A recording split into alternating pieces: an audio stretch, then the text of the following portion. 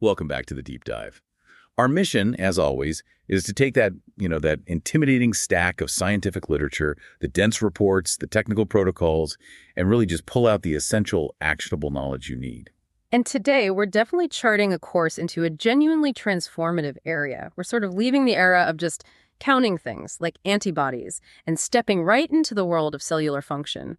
We want to see the mechanism in motion. That's right. Today, we are undertaking a deep dive into the Basophil Activation Test, or as everyone calls it, BAT. This is a functional, cell-based diagnostic tool, and it's fundamentally changing how clinicians confirm allergies. Especially in those really challenging gray areas, where the traditional tests leave everyone, patients and doctors, just agonizing over what to do next. And the need for something better is so critical, right? Especially with these immediate, severe reactions. Oh, absolutely. Let's just take Hymenoptera venom hypersensitivity for a second. So we're talking about those highly dangerous allergies to bee or wasp stings. Right. Our sources show that up to, 7.5% of the population reports systemic, potentially life-threatening reactions after a sting. 7.5%? That's a huge number of people. That's millions of people walking around with potentially severe unconfirmed allergies. Precisely. And for a lot of them, the standard diagnostics, the classic skin prick tests or SPT and the specific IgE blood tests, they're often considered to be of only limited value. So they just don't give you that certainty you need. Right. Not the certainty needed to make a call on something life-changing like immunotherapy. So BAT isn't just a small improvement. It's really trying to fill a diagnostic vacuum in some of the most serious cases. Yeah. But what is it? What's the core advantage? What makes it functionally better than just measuring IgE in the blood? It really, really boils down to proving that the trigger actually works. A traditional SIgG test, it just measures monovalent binding. Okay, what does that mean? Monovalent binding. It means it just detects if the antibody is present and if it can attach to the allergen. So it tells you if you're sensitized. If the potential is there. Exactly. But the BAT is a functional assay. It measures the crucial next step. Successful IgE cross-linking. Cross-linking. Okay, so that's the moment the cell goes from just being on alert to actually taking action. That's the perfect way to put it. A positive BAT result only happens after multiple IgE molecules on the basophil surface bind to the allergen at the same time, and it physically pulls those receptors together. So it's a physical, mechanical trigger. It's a biomechanical trigger, and that's what sets off the real allergic reaction in your body. The test proves that the basophil isn't just, coated in antibodies, but that those antibodies can actually start the whole functional sequence. It's the difference between having a loaded gun and watching someone actually pull the trigger. Wow. Okay, that immediately clarifies the benefit. We're moving from just looking at the pieces of the puzzle to watching the machine actually work. And that's our scope for today. We need to dig into the technical details of how this works, the incredible sensitivity needed for handling and standardization, which, frankly, is the biggest hurdle for BAT right now, and then explore its applications, in venom, food, and the really complex one, drug allergies. So if you had to point to the single biggest question hanging over BT's widespread use right now, what would it be? The big question, and you see it repeated over and over in the literature, especially from groups like the EAACI task force, is all about standardization. What are the critical, sometimes tiny technical factors that can throw off the results? And how can we get everyone on the same page with strict reproducible protocols? Because until that happens. Until we have that consensus, this amazing test is going to stay locked inside specialized research labs instead of becoming the reliable clinical tool it could be. Okay, let's unpack that core mechanism. When we talk about basophil activation, what are we actually measuring? And why is seeing this cell in action so important for a diagnosis? Well, you have to start with the basic biology of anaphylaxis. Those immediate, sometimes life-threatening allergic reactions.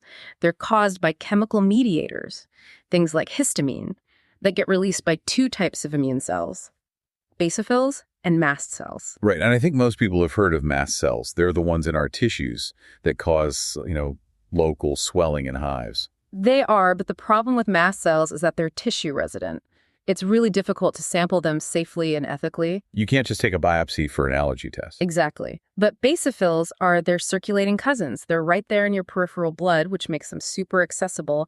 They're a perfect sample for studying these immediate IgE-mediated reactions in a lab. So the basophil is basically our proxy. It's our window into that allergic cascade. It's the perfect proxy. So we have the basophil. It's covered in these specific IgE antibodies. The allergen flows by, and we get that cross-linking event you mentioned.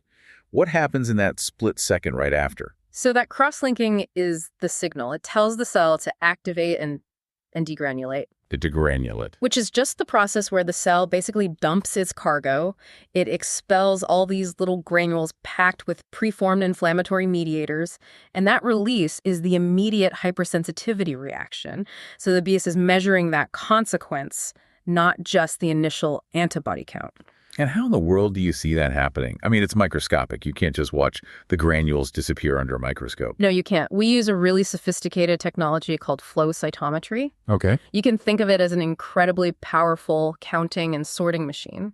We label the basophils with these little fluorescent tags, and then we run them single file, one by one, through a laser beam. As the basophil activates, its surface changes, and we can measure those changes with the fluorescence. So we're not watching the histamine leave the cell. We're watching for new proteins to pop up on the surface like little flags saying, I'm activated. Precisely. They're activation indicators. And there are two markers that really dominate the field. The first, and kind of the gold standard, is called CD63. It's a lysosomal membrane protein. Now, what's crucial about CD63 is that its expression is very strongly correlated with the actual degranulation, with the release of histamine. So when you see CD63 on the surface, it means the basophil has gone through the full sequence. It's a reliable late-stage indicator that the reaction happened. Okay, so that's the confirmation. What's the second marker? You said there are two. The second is CD203c.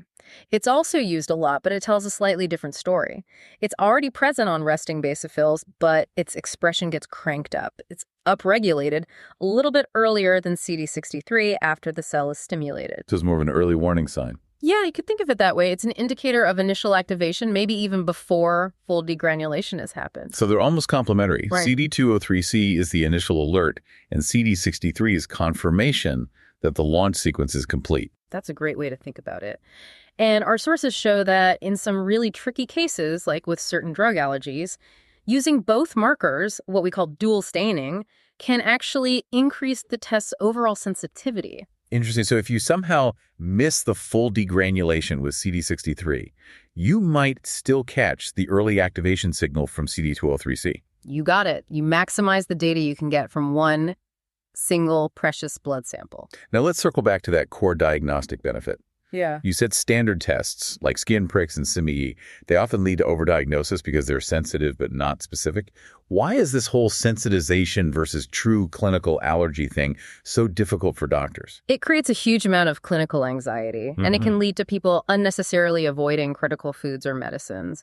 A patient might test positive for, say, specific IgE to peanuts, Right. but then when they're challenged with a small amount, absolutely nothing happens. They are sensitized, the antibodies are there, but for whatever reason, the basophils in their body don't functionally cross-link the IgE effectively enough to trigger a real reaction. So the traditional tests tell us the potential is there, but not if the mechanism is actually functional. Correct. The skin test or the blood test might just say, hey, you have a lot of these specific antibodies. But the back comes in and says, yes, the antibodies are there, and we can confirm that when they interact with the allergen, the basophils actually degranulate. It measures the cell's functional response, which dramatically improves specificity. And here's where we pivot. We go from the elegance of the science to the messy reality of the lab. Because even though BASI is so powerful, the literature is just unanimous on this one point. It's plagued by a lack of standardization. So every lab is kind of doing its own thing. They're using in-house protocols.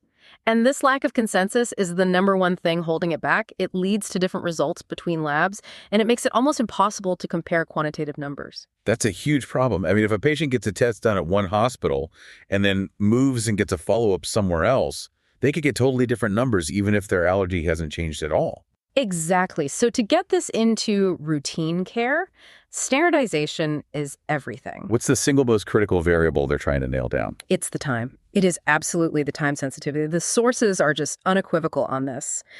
Basophil reactivity starts to decline after only 4 hours of the blood sample being stored at 4 degrees Celsius. Wait, 4 hours? That's it? So if you draw blood at 9 in the morning, that test has to be running by 1 p.m., full stop. Full stop. And the decay isn't slow. It's fast, and it's clinically meaningful. I mean, look at the numbers. After just 24 hours, the loss of reactivity was measured at between 22 and 48%. Wow. And by 48 hours, that loss was up to almost 60%. You are rapidly losing your ability to detect a true positive. That decay is so sharp, it completely rules out sending samples to a remote or a mail-out lab for routine testing. It does. It means for a patient in a rural area, either their local hospital has to have the capability to run a BAT, or they have to travel, potentially for hours. It's a major logistical constraint. And you mentioned it's even worse for venom allergies. It is, because those patients often have a lower maximum response to begin with. The sources detail how after just 18 hours of storage, many of their tests actually became false negative. Oh, no. Yeah.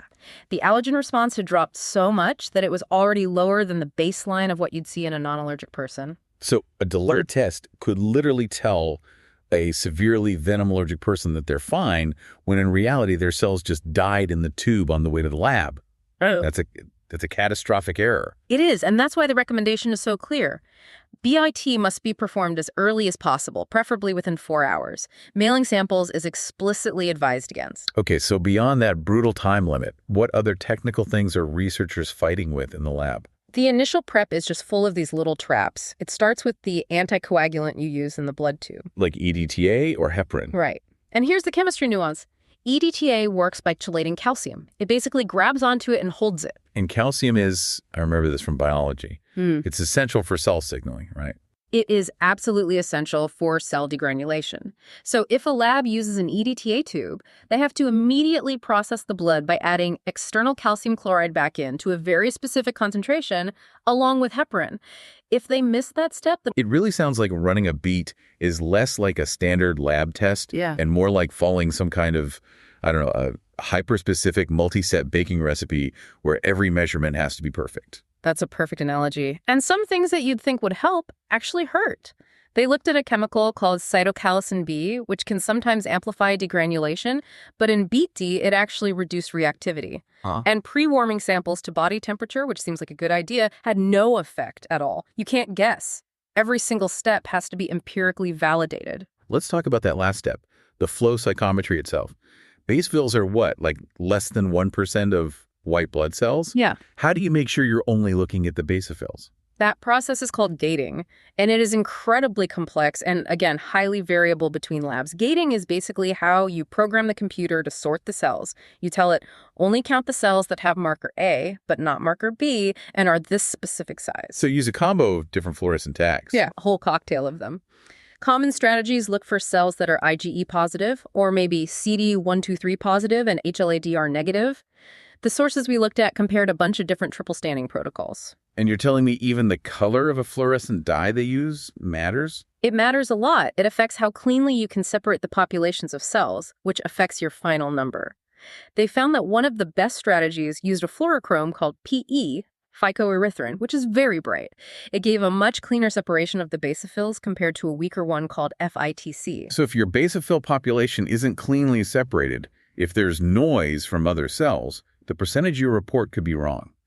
The optics of the machine are literally influencing the patient's diagnosis. And it extends to the machines themselves. They compared two different high-end flow cytometers, a Beckman-Coulter and a BD-FA-C-Scalibur, and they found significant quantitative differences.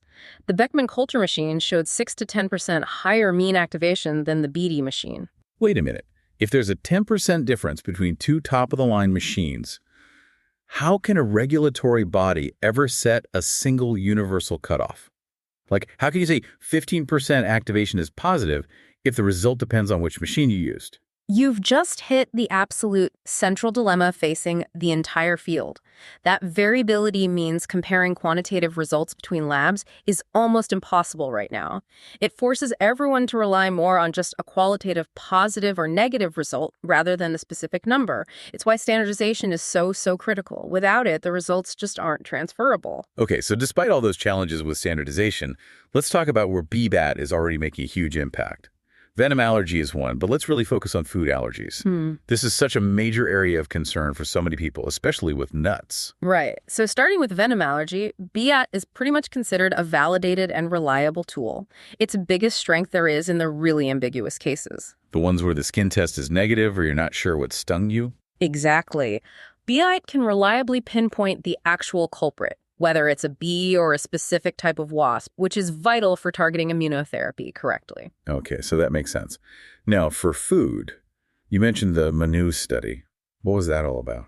That was a significant study that looked specifically at peanut and tree nut allergies. I mean, these allergies affect up to 5% of the population, and they're the #1 cause of life-threatening anaphylaxis from food. And they're notoriously hard to diagnose, right? They are because of all the cross-reactivity. A patient might be sensitized to 5 different nuts, but only truly allergic to one. When the clinical history is unclear or the standard tests are equivocal, doctors are in a really tough spot. So how did BI do in that study? How accurate was it at cutting through all that noise? The accuracy was, frankly, stunning. They reported the results using something called an ARO-OC curve. Area under the receiver operating characteristic. Right. And for listeners, that's just a statistical measure of how well a test can tell the difference between people who have a condition and people who don't. A score of 1.0 is perfect. 0.5 is just a coin flip. And BT scores were? Consistently high. They showed AROC values up to 1.975 for peanut and 0.972 for walnut. Those are incredibly powerful numbers. It confirms the test has a tremendous ability to distinguish allergic from non-allergic patients. That is massive. How did it compare to the standard CE blood tests? It actually outperformed the standard extract-specific IgE test for both peanut and hazelnut, and it was just as predictive as the IgE test for walnut. And that idea of extract-specific is important because modern allergy is moving more towards molecular testing, right? Looking at the specific proteins within the nut. It is, and this is where it gets really interesting. For many nuts, we now know there are specific proteins, these seed storage proteins, that are the real culprits in severe reactions, molecules like ARIKH2 in peanut or JUG-R1 in walnut. The study found that BAT's predictive power was comparable to testing for IgE just to those highly specific predictive molecules. That's a huge takeaway. It suggests that if you can run a BAT, or if you can do the highly specific molecular component testing, you're getting data of a similar, very high quality, one's functional, one's quantitative, but they're pointing to the same answer. Correct. BAT is basically measuring the biological consequence of that molecular recognition, and the clinical application here is huge, especially when it comes to the oral food challenge, or OFC. The OFC is the gold standard, but it's risky. It takes all day. It's expensive. And it's terrifying for the patient and their family. BAT has this incredible potential to reduce the number of OFCs we have to do. If a patient has a bunch of high IgE results, but their clinical history is weird, a strong positive BAT can confirm the allergy, and you can confidently make the diagnosis without risking a challenge. And what about the other way around? A negative BAT result? A negative BAT is maybe even more valuable. It suggests that if you do an OFC, the risk of a severe reaction is very low. And that could mean you can shift the procedure out of a major hospital setting into a smaller clinic. It just streamlines the whole diagnostic pathway, makes it safer and more efficient for everyone. I noticed the study had a really interesting point about almonds that kind of highlights the weakness of the old tests. Yes, the almond results were a perfect example. In that study, some patients had really high IgE levels to almond 1, was over 53 QAL and big skin tests. And yet, when they did the oral food challenge, 0 patients had a positive reaction to almond. 53 is an enormous IgE result, and they weren't allergic. It just perfectly shows the pitfall of relying on sensitization alone. The IT provides that much-needed functional filter, showing a negative result and preventing an unnecessary diagnosis of allergy. Now, we have to be fair. Did the study mention any of the limitations we've been talking about? Oh, absolutely. They acknowledged that the need for rapid processing of fresh blood is a major logistical headache. And they also reported a non-responder rate of 4% in their group. So about 1 in 25 tests were invalid. Which is low, but it's a reminder that it's not a perfect test. You sometimes get an invalid result because the patient's basophils just don't cooperate. It's still a specialized tool, not a first-line screening test for everybody. And if we connect this to the bigger picture, all these challenges are just magnified when you get to drug hypersensitivity reactions or DHRs. They're unpredictable, they're often severe, and for the immediate type, BIT offers a much-needed, much safer alternative to a drug challenge. Which might be totally out of the question if the first reaction was life-threatening. Exactly. The EACI Task Force survey showed this huge clinical demand for BAIT, especially for the most severe reactions, like ones that cause cardiac arrest. You simply cannot re-challenge that patient. You need a safe in vitro test. Before we get into specific drugs, let's hit on that huge practical advantage BT has over skin tests. What about the patient's daily medications? This is a massive win for BAIT. Unlike skin tests, which you have to stop antihistamines for, BAIT isn't affected. Treatment with common antihistamines like cetirizine or desloratadine, even topical steroids, they do not interfere with the BAIT results at normal therapeutic doses. Why is that? What's the mechanism? Well, antihistamines block the effect of the histamine after it's been released. They stop the itching and the swelling. They don't block the actual cellular process of degranulation, which is what CD63 is measuring. So the patient doesn't have to stop their daily allergy meds and feel miserable for a week before the test. Which is a huge convenience and safety improvement. But some powerful drugs can still interfere, right? Yes. Systemic immunosuppressants are a concern. Things like oral steroids, they might interfere with the cell's ability to function optimally. So the recommendation is, if it's clinically possible, to stop those for about 3 weeks before testing. Okay, so let's get to the specifics. Where does BAIT get the strongest recommendation for use in drug allergy? The two big ones are beta-lactam antibiotics, so things in the penicillin family, and neuromuscular blocking agents, or NMBAs. Why the beta-lactams? Because BAIT fills a critical gap. Even if the skin tests and SIGE are negative, a positive BAIT can confirm the allergy, especially in severe cases where a challenge is contraindicated. Now, the sensitivity can be just moderate. One study showed around 47% for amoxicillin, but the specificity is incredibly high. So a positive result is very trustworthy. Very trustworthy, and it's especially useful for some of the more complex beta-lactams, like clavulanic acid, which are just really hard to test for otherwise. And NMEAs. Those are the drugs used during surgery that can cause that terrifying perioperative anaphylaxis. Right. And BAIT is strongly recommended there because diagnosis is complicated by cross-reactivity. A lot of people have non-specific IgE to molecules like morphine, but that doesn't mean they're actually allergic to the NMBA they're about to get in surgery. So BAIT helps sort out the real clinically relevant allergy from all that background noise. Exactly. And it helps distinguish the true IgE-dependent reactions from other non-specific histamine release that can happen with a lot of drugs used in anesthesia. Okay, let's move to the suggestions. The drug classes where the data is a little more controversial. The fluoroquinolone antibiotics, or FQs, are a perfect example. They are suggested for BAIT, but with this huge caveat. The concern is that a lot of the immediate reactions to FQs might not be IgE-mediated at all. They might be caused by something called MRGPRX2 signaling. Okay, hold on. MRGPRX2. Can you break that down for us? So MRGPRX2 is just the name for a specific receptor on mast cells and basophils. Think of it as a separate non-IgE fire alarm. Certain drugs can directly trigger this receptor and cause histamine release, but it completely bypasses the whole antibody system. So it looks and feels exactly like a classic allergy. But the underlying mechanism is totally different. Precisely. And since BAIT is designed to measure the IgE-mediated pathway, it might not pick up these other non-allergic reactions very well. For some of these drugs, there's a debate about whether using that earlier marker, CD203c, might help, but the data is still really conflicting. So that really highlights the boundary of where BAT is effective. It only works if the mechanism is what we think it is. It has to involve IgE. What are the other suggested drug classes? Chlorhexidine, which is a common antiseptic, is suggested as a backup test when the other tests are equivocal. And for chemotherapeutics, like platinum compounds, that is suggested mainly because there just aren't commercial blood tests available for most of them. And now for the big one, the drug class where BAT is strongly recommended against. That would be the nonsteroidal anti-inflammatory drugs, or NSAIDs. The task force is very clear. Do not use BAT for non-allergic immediate reactions to NSAIDs. It just doesn't work. The sensitivity and specificity are both very low. And why this whole failure there? Again, it's the mechanism.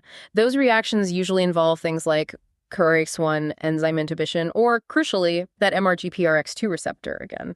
And the traditional BAIT-T protocol, using resting basophils in a tube, just doesn't capture those mechanisms well. Okay, so this is critical. Let's spend a minute on why a BAIT test might come back negative, even if the patient really is allergic, the false negatives. Right. There are 4 key pitfalls here. The first is timing. You want to wait about 3 to 4 weeks after the reaction before you do the test to avoid something called temporal basophil anergy. Anergy. So a lack of response. A lack of response. It's basically cellular exhaustion.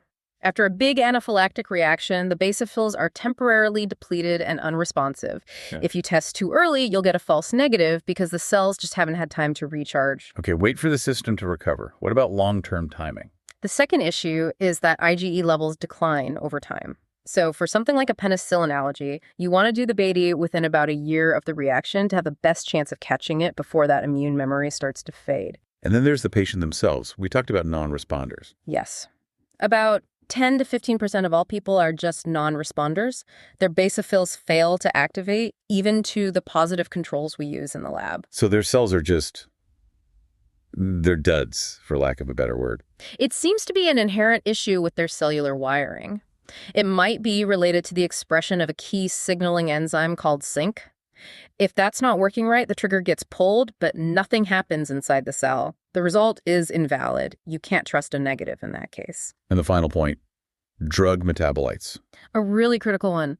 A negative test with the drug you took, the parent drug, doesn't rule out an allergy, because your body breaks that drug down, and sometimes it's one of the breakdown products, a metabolite that's the real allergen. So the lab has to be sure they're testing with the right culprit molecule. This whole section really just underscores that BAT is an advanced, high-precision tool. It is absolutely not a general screening test for every drug under the sun. We have covered a remarkable amount of ground today. I mean, from the tiny mechanics of a single cell degranulating all the way up to the huge clinical landscape of drug hypersensitivity. So to summarize, BAT is a powerful, functional tool. It has proven high accuracy in venom and food allergies, especially when the old tests are ambiguous. And it has this incredible potential for managing severe drug reactions, especially where doing a challenge would just be unsafe. But what's so fascinating is that while it demonstrates this superior functional diagnosis, its biggest hurdle, its existential hurdle really, remains standardization. We keep coming back to that. We have to. We dug into why the numbers are so variable, the different staining protocols, the choice of fluorochrome, that critical 4-hour time limit, and even that 10% difference between machine models. Without consensus efforts, like the ones from the EAACI, this science can't get out of the specialized labs and into general practice. So for you, the listener, or for the clinician thinking about using this, what's the bottom line? Where and how should this test be done? Given everything we've discussed, the time sensitivity, the precise calcium concentration, the optimized IL-3, the use of BAT absolutely must be limited to experienced and validated laboratories. That deep expertise is the only thing that ensures the result is clinically trustworthy. A BAT from a lab without a validated protocol is, frankly, unreliable. That makes perfect sense. Yeah. The complexity demands that specialized knowledge. So as we wrap up this deep dive, it feels like the field is split by this massive scientific challenge. On one hand, BAT is brilliant at confirming those classic IgE-mediated allergies. Right, it watches the basophil degranulate. But on the other hand, all those non-IgE reactions we talked about, the ones involving the MRGPRX2 receptor for SAIDs or some of the fluoroquinolones, they remain this huge diagnostic puzzle. They absolutely do. They are clinically identical to anaphylaxis. They cause the same life-threatening symptoms, but they completely bypass the pathway that BAT is designed to measure. So, and this is the final thought for you to chew on, if our best functional test, BAT, can't capture these clinically identical non-allergic reactions, what other hidden biological mechanisms are still waiting to be uncovered in anaphylaxis? What is the next cellular receptor, the next completely different fire alarm system that we haven't even learned how to test for yet, but which might be dictating whether a patient lives or dies from a severe reaction? A fascinating and very humbling challenge for the future. Thank you for joining us for this deep dive. We hope you feel thoroughly informed and ready to put this knowledge to use. We'll talk to you next time.